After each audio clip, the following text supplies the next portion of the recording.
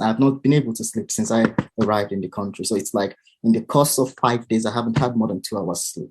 And I won't sleep until I see something being done.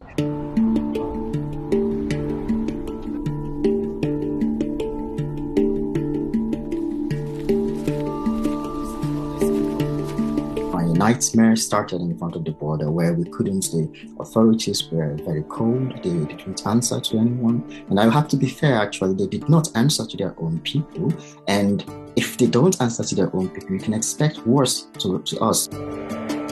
So when we approached them, they waved us out. They just like, it's like an irritant came close to them. When my friend and I, we spoke Ukrainian, like really good Ukrainian to them. And he was like, oh, you speak very good Ukrainian. Where are you going to? Stay with us and fight.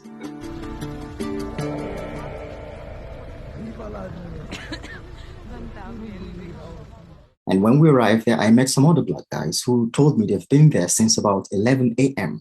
Some Ukrainian lady lost consciousness because I was already close to the first barricade. She lost consciousness and they were yelling, Likaria. It means like, is there a doctor here? Is there a doctor here? And I was with my backpack and I didn't want to volunteer, but because I know I was going to lose the line and I've been sent back a lot of times, but I still went to rescue this woman who had actually diabetic coma. So we tried to give her some sugary stuff, and then she still had some consciousness, so she got back.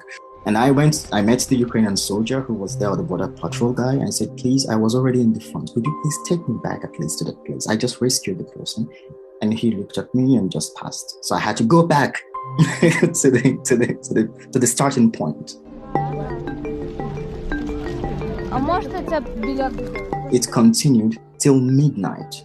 We barely moved an inch, and Ukrainians just kept moving. At some point, the guys brought some wood, and they started making fire, and they started putting hot water, and people could at least have some tea to drink.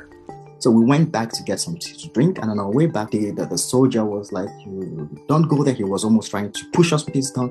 "Don't go there. You guys do not have conscience. You're not letting women and kids pass." And he picked up the phone and called the other guys at the other side and said, "Don't let these people pass." The Ukrainian girl who was with us took our passports and tried to explain to the lady that these people are humans as well. Clearly, she said, "You guys are not our priority." So they letting us pass finally is because we were the last already. No back to push us to anymore. So finally, I'm free from Putin. I escaped Ukraine. It was a very crazy adventure. It took several days of risk. So I don't want to look so much into the future. For now, I have a task in front of me. The task is, how can I, in my little way, provide medical assistance to our people? I'm willing to provide to anyone, but people who need it most are our people in this case, because they are treated like animals.